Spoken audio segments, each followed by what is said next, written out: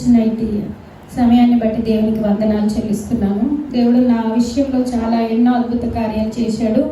అన్నింటికంటే ముఖ్యంగా నా కూతురు ప్రైజ్ ఇక్కడికి వస్తూ ఉంటుంది. ఈమె నా కూతురు, మీకు అందరికీ తెలుసు. ఈమె పుట్టిన తర్వాత 6 సంవత్సరాల దాకా పాప బాగానే హెల్తీగా ఉన్నది. 6 సంవత్సరాల తర్వాత ఈ అమ్మాయికి చాలా వామిటింగ్స్ అయ్యి చాలాసార్లు హాస్పిటల్ అడ్మిట్ అయింది. చాలా బ్లడ్ వామిటింగ్స్ అన్నీ అసలు ఎన్నిసార్లు హాస్పిటల్ అడ్మిట్ అయిందంటే అసలు చెప్పలేము. ఒక్కొక్కసారి అయితే అసలు వాటర్ అంతా వెళ్ళిపోయి వాంతి చేసి డిహైడ్రేషన్ అయ్యి ఆ నరాలు కూడా దొరికిపోయేది అసలు సెలెన్స్ పెడితే.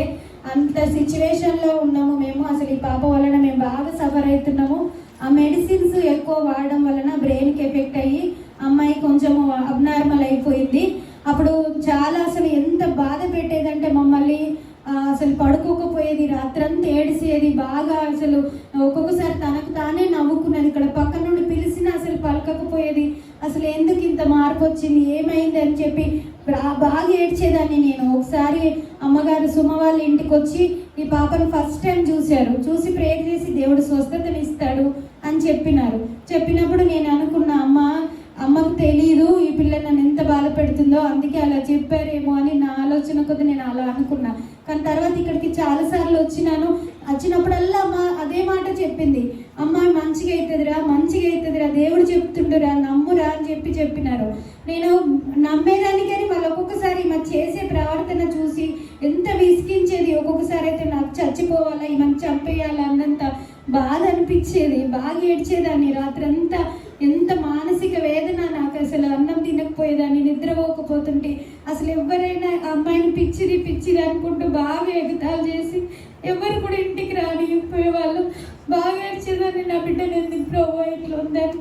కొంతమంది అయితే ఆ పూజలు చేపించు, ఆ మంత్రకాల దగ్గరికి తీసుకెళ్ళి అమ్మాయి మంచిగా అవుతుందని ఎన్నో చెప్పారు. నేనైతే చిన్నప్పటి నుంచి ఏ దేవుడు తెలియదు, నీవే దేవుడు ప్రభు, నేను ఎక్కడికి వెళ్ళను, నువ్వు స్వస్థపడితే స్వస్థపరచు, లేకపోతే లేదని చెప్పి అట్లనే ఏడ్చుకుంటున్నాను.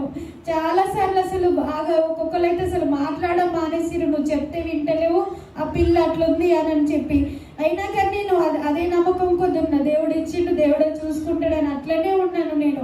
కానీ దేవుడు అమ్మగారు చెప్పినట్టు అమ్మాయికి మంచిగా అవుతుంది అని చెప్పినారు. ఒకసారి కింద అమ్మగారు అన్నారు, ఎందుకురా నీలో నువ్వు, అసలు నేను ఆ రోజు అమ్మతో ఏం మాట్లాడలేదు, తనంతటి తానే నన్ను పిలిచి, ఎందుకురా అన్నిటి గురించి టెన్షన్ పడుతున్నావు, ఇంట్లో గురించి, దాని గురించి, దీని గురించి, అసలు దేని గురించి ఆలోచించకు, నీకు అమ్మ ఫస్ట్ ఏం చెప్పారంటే నువ్వు ఇల్లు మారురా, ఇల్లు మారిన తర్వాత దేవుడు ఆ బిడ్డకు మంచి స్వస్థత ఇస్తాడు అని చెప్పినారు.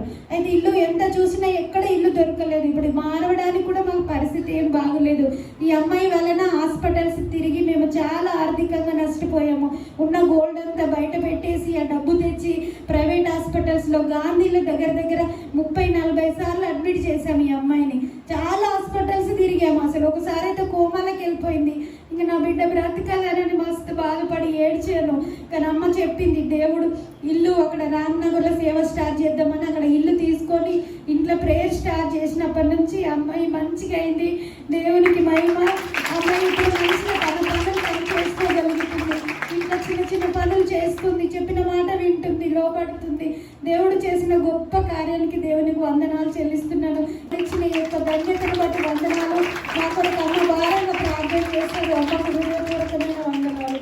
దేవునికి మహిమ కలుగుగాక. ఈజీయే కాదు, ఎంతో మంది మైండ్ బాగలేని పిల్లల దేవుడు స్వస్థపరిచాడు. ఆయన చెప్పిన మాటను బట్టి ఇంతకన్నా ఇంకా మైండ్ బాగలేని పిల్లల్ని దేవుడు, అబ్నార్మల్గా ఉన్న పిల్లల్ని మరి ఎంతో మందిని ఆయన మాటను బట్టి ఆయన స్వస్థపరిచాడు. ప్రైజ్ ఒకసారి సంఘస్థులందరికీ ప్రైజ్ లాడ్ చెప్పు, ప్రేయర్ చేసిన వాళ్ళందరికీ ప్రైజ్ లాడ్ చెప్పు. Praise lord. నిజంగా పాప ఇలా ఉందని కూడా ఎవరు కూడా రాణించుకోకపోతుండే. మరి నిజముగా దేవుడు గొప్ప కార్యం చేశాడు. ఆ పాప ఇప్పుడు మంచిగా అయిపోయింది. దేవుడికి మహిమ కలిగిన గాక. దేవుడికే ఘనత. ఆయన ముందుగా బయలుపరిచి ఆయనే స్వస్థపరిచాడు. దేవునికి మహిమ కలుగును గాక.